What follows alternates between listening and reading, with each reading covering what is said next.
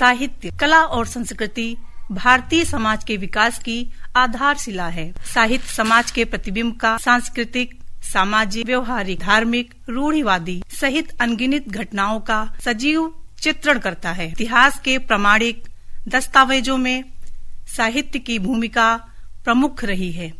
जब भी इतिहास में पलटकर देखते हैं तो पाते हैं कि काव्य एवं गद्य शैली में साहित्य के जरिए लेखक समाज की समस्या और समाधान दोनों में परस्पर नियंत्रण रखता है।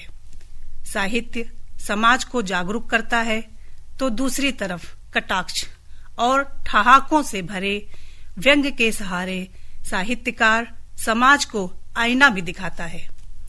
देश के किसी भी क्षेत्र में बोली व अपनाई जाने वाली भाषा जब साहित्य के शब्दों में पिरोकर समाज के सामने प्रस्तुत होती है, तब वह साहित्य न केवल समाज के विभिन्न पहलुओं को उजागर करता है, बल्कि उसके सुधार और संवर्धन में भी महत्वपूर्ण भूमिका निभाता है। हिंदी के प्रबुद्ध साहित्यकार रहे श्री लाल शुक्ल जी के 100 वर्ष पूरे होने पर प्रदेश की राजधानी लखनऊ स्थित इंदिरा गांधी प्रतिष्ठान के जुपिटर हॉल में देश भर के साहित्यकारों और पाठकों के साथ बीते दिनों जन्मशती उत्सव मनाया गया।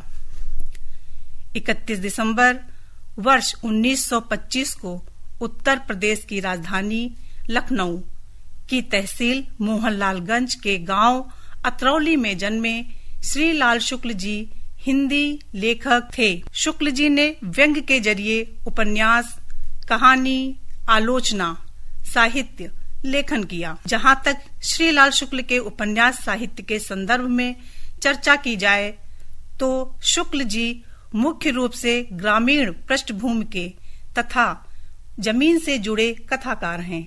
उनके उपन्यासों में गांव के बदलते स्वरूप, परिवेश, खेतिहर, मजदूर, किसान और शिक्षा व्यवस्था का चित्रण मिलता है। महिला कवयित्री एवं लेखिकाओं ने समाज में हिंदी साहित्य के जरिए महत्वपूर्ण योगदान दिया। हिंदी की काव्य शैली ने कविता गढ़कर समाज के अंतर्मन में प्रवेश पाया। स्वाधीनता के बाद की पीढ़ी में फणीश्वर नाथ रेणु, नागार्जुन, राही मासूम रजा, भीष्म साहनी, अमरकांत, भैरव प्रसाद गुप्त सहित श्री लाल शुक्ल एक महत्वपूर्ण उपन्यासकार के रूप में प्रचलित लेखक हैं।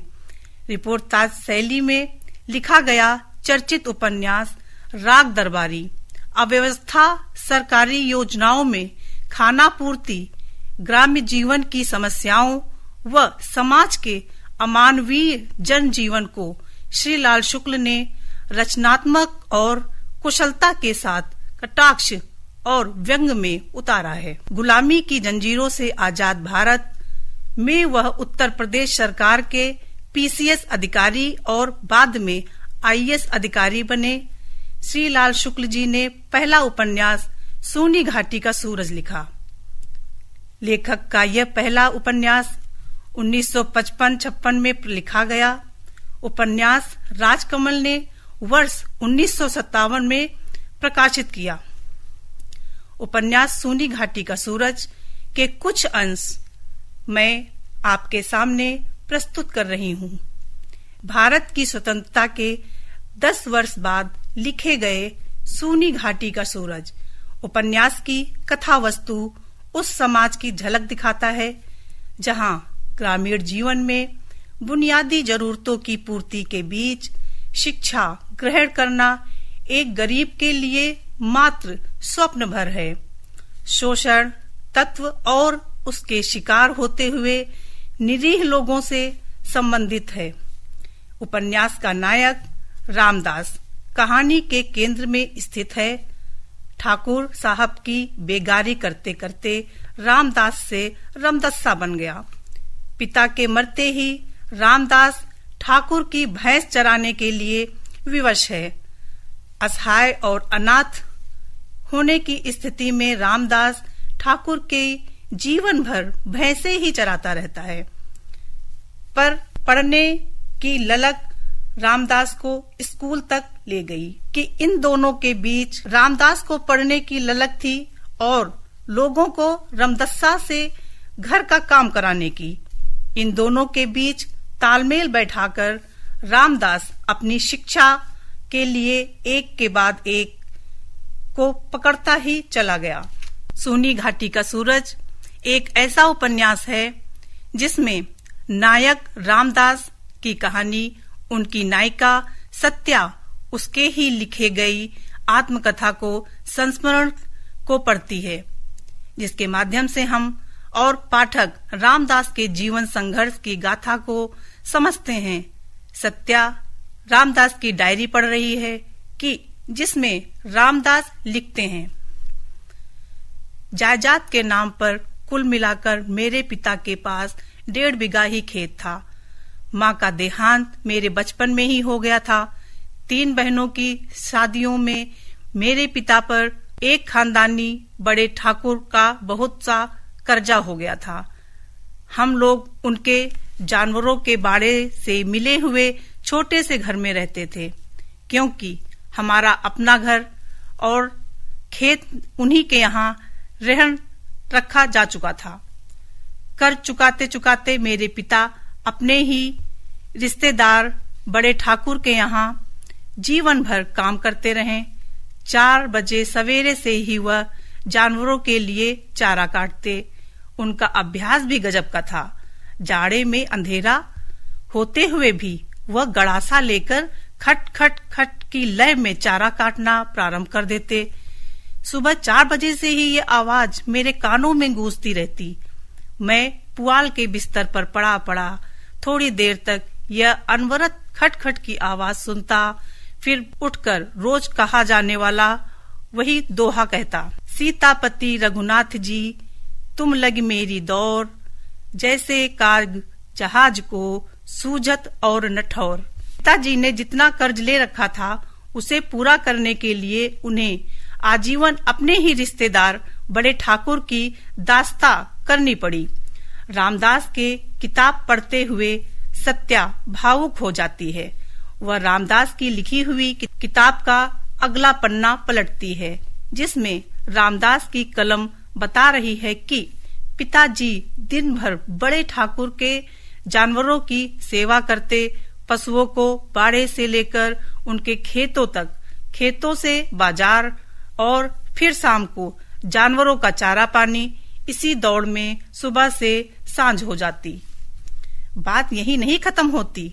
ठाकुर साहब पिता के कंधे पर बड़े ही आदर भाव से काम का और बोझ भी रख देते, जिसमें 4 काम ठाकुर साहब के होते और बताते, काका बाजार से गुड़ उठवाना है, काका कुन्ने खेत में पानी लगाना है, ललिया बैल के खुराहा हो गया, मवेशी अस्पताल में से उसके लिए दवा भी लानी है, भैंस ने रात चारा नहीं खाया, उसके आगे गन्ने अघोर वाली गड्डी न डाली जाए, सिर्फ भूसा ही डाल देना, और हाँ इसके बाद काका नहाने का पानी लगवा दो। बड़े ठाकुर के सब आदेश कृतवाचक न होकर कर्मवाचक होते, पर सबकी ध्वनि यही थी, तुम यह करो, तुम वो करो, तुम ऐसा करो। फिर एक दिन ठाकुर साहब ने पिताजी से कहा, काका रामदस्ता को मदरअंदाजी भैंस के पीछे भेज दिया करो। स्कूल की पाठशाला तो रामदास की पहले से ही छूट गई है और आगे पढ़ा लिखा कर इससे जज बलिस्टर तो बनाना नहीं है, यहीं घूमेगा और क्या करे। और अगर भैंसों की देखभाल के लिए पीछे लगा भी रहेगा तो तुम्हें भी 1 रुपया ढेला की बरकत हो जाएगी। और उसी दिन से मैं गाँव के चरवाहों के साथ ठाकुर की भैंस चराने जाने लगा। पहले दिन शाम को जब घर लौटकर आया तो थककर अपने पुआल के बिस्तर पर लेट गया। काका ठंड से बचने के लिए वहीं पास बैठे थे, आग ताप रहे थे। पिताजी धीरे से बोले, क्यों रे रामदस्ता, तेरा मन इस काम में नहीं लगेगा?